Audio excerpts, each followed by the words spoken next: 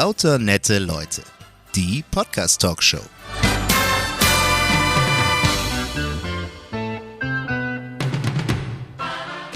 Folge 22 von Lauter nette Leute. Diesmal nehme ich die An- und die Abmoderation direkt von unterwegs auf, weil ich auf Tour bin.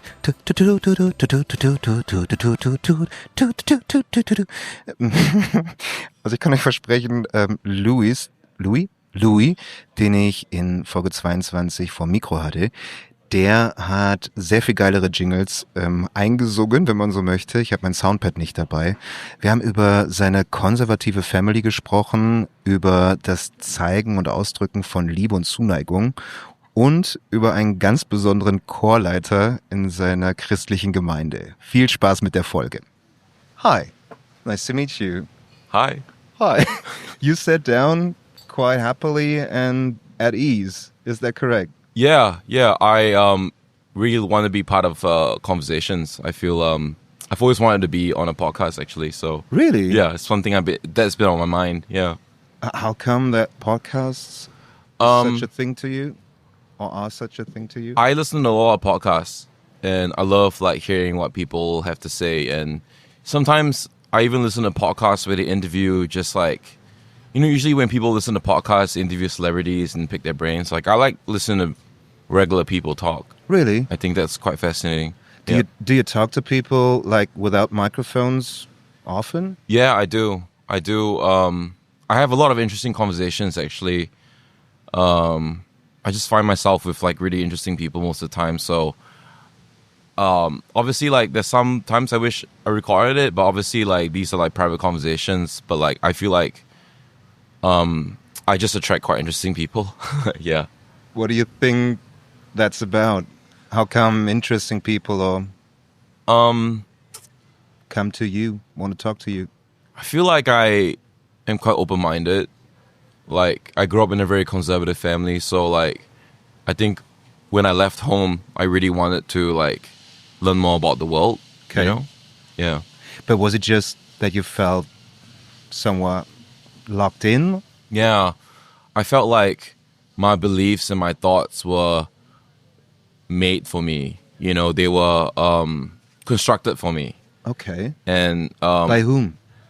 My parents. Okay. They were quite religious. So, I was told what to think and how to speak, just by the church. Do you have an example? Like what rules there were that you had to stick to? Well, I couldn't listen to rock or metal music growing up, but I was a really big Linkin Park fan. Like, Really? and Slipknot. Like, I love like rock and metal, and whenever those bands would come on the radio, my mom would turn off in the car. Really? Yeah. Okay. Yeah. But did you have any like private spaces where you could listen to Linkin Park, Slipknot, and whatever? Yeah. So funny enough, I joined the worship band at my church, and then my worship leader, who's the lead guitarist in the band, started teaching me Slipknot songs on guitar. The leader of your worship band? Yeah. In my church growing up, yeah. Okay. Yeah. What's his name? Thomas. Shout out Thomas. Yeah. I love you, Thomas. Yeah. Love that. Did your mother or your father know that he would teach that as well? No. So, they were eventually like, my entire wardrobe became black, and I started playing, ungodly noises on guitar. Yeah. Did your parents like worry about you when they noticed that your wardrobe changed and... Yeah, they were quite worried. Really? Yeah. How did you did they express that? They did express it quite vocally. I think my mom was really she didn't really want to talk to me. She made me like dress normal, but like I would always just go back in my room and put on my band shirts. Right. Yeah. And when did you leave home, or at what age? I left home at 21 and I moved to Melbourne, Australia. Okay. Yeah. And did you like meet more open-minded people? Yeah, Melbourne was awesome for me. Melbourne was kind of when I really started to open up to the world and ideas, because I was living out of home for the first time. Right. In share houses, with flatmates, and and all my flatmates had their friends, and like I started going to uni there as well, university. So, right. That was mind blowing, and coming from a really conservative place to like, to Melbourne, Australia, which is like one of the most liberal cities in Australia. It's quite interesting. Yeah. When it comes to the conservativeness, is there anything that you appreciate about a conservative way of life, or is it that you just feel that you rebel against it and that you are the total different of it? As I'm older, like I can see the value in some of the values my parents were like, showing me. Like, I think like Is it okay for smoke? Yeah, you can smoke, yeah. I think conservative people, I think conservative values align more with like saving money. I'm very bad at saving money. And my mom was always like, really stingy with things, and she was a single mom, so like I understand it now more. But like your mom was a single mom. Yeah. How many children were there? Just me and my sister. Okay. Just me and my sister. So, but yeah, like she was very conservative, and so she had to look out for the finance. Yeah. Okay. Yeah. I mean, she never really had fun, really. Like fun, like going out, leisure time, whatever. Nah, she just worked all the time and went to church. So like it was quite interesting. So like yeah, I see some benefits to like the conservative lifestyle growing up, especially like in terms of well, here's the thing, they told me don't do this, don't do that, because that's bad for you. But I ended up doing it anyway, right? Because they told me no, and they didn't tell me how to do things like that safely. So like I just ended up going a bit crazy for a bit when I moved out of home. So what do you mean by you went crazy a bit? I think like I just started partying a lot, and because a lot of things in my household, like stuff about sex and stuff, we didn't really talk about it. So it was a lot of things I just had to figure out, on my own, for myself, and a lot of very awkward things. Yeah. Would you mind share one of those experiences where you felt that it was hard learning it? Yeah. Well, for sex, like I think like I really like didn't know much about it. And when I started partying and going to festivals, and meeting girls and stuff, you know what I mean? Like, a lot of girls were hitting on me, but I just didn't know what to do. They were hitting on you? Yeah, I just didn't know what to do because, like, I wasn't, taught how to, like, communicate my needs and all that stuff, you know what I mean? Yeah. And how did you react when you felt that somebody was hitting on you? It was a bit uncomfortable because, I think growing up in an Asian household, we don't show affection physically and verbally. So, like, I was like, oh, you like me? You're weird. Is that the case? That's somewhat of a stereotype, isn't it? Yeah. But there's a truth to it. Yeah. I mean, like, it's a lot of, it's a very common cultural thing I feel in East Asian culture. Yeah. So I'm Chinese, so. Right. Yeah. And how do you express affection nowadays, or how do you react to affection nowadays? I express it verbally and with touch. I feel like, I think these things are very important to affection and attraction, and I didn't learn those things. Obviously, there are different ways people can express it, but, I didn't know that, like, I wanted affection like that. So, I really had to learn how to communicate that, Okay. And was there somebody who helped you? Like, I met my classmate at university. Yeah, we really started hitting off. She had like multiple partners. Right. And I was like one of them. Was she older or younger? She was my age.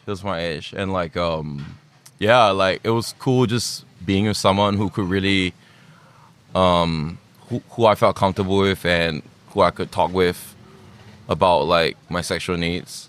You were talking to her about that? Well, like, not from the start. Like we just met in class, right? And then we matched on Tinder after because we lived in the same suburb. Right. Maybe we went on a date. Yeah, it was fun. Yeah. And she grew to be a friend of yours.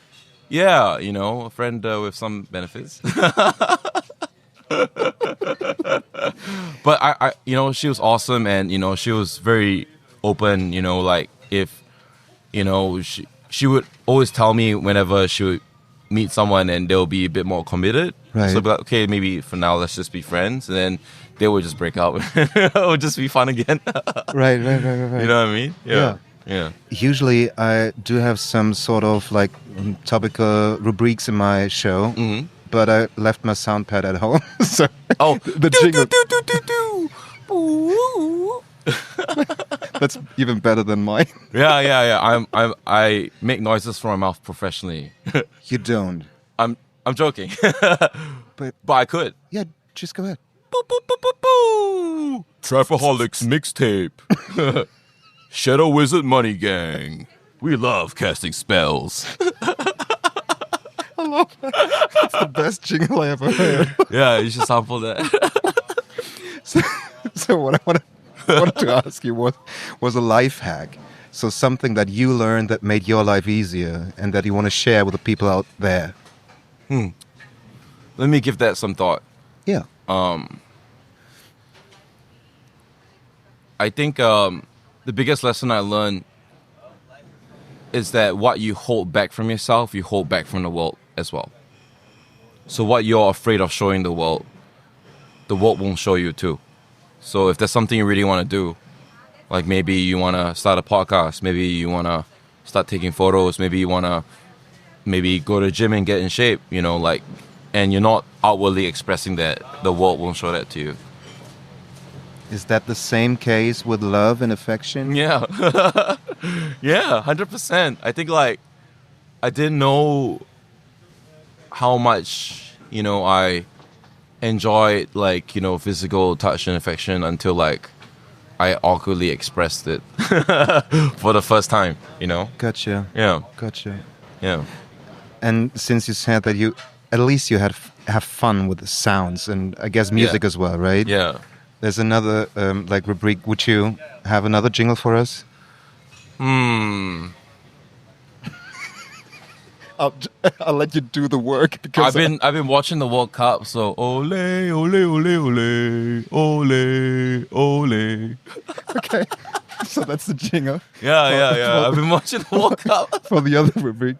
Yeah. Like your number one music tip for now. So what are you listening to on repeat right now?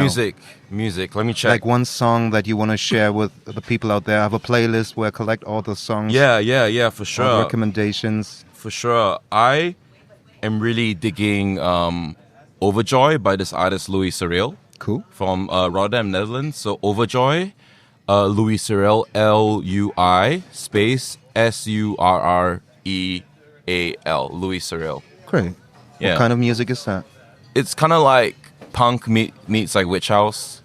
Yeah, it's a pretty cool song. Okay. Yeah. Cool.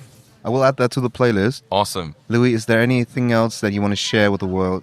What's up, Louis from Melbourne, Australia? Shout out Berlin. Shout out to all y'all's part of this podcast.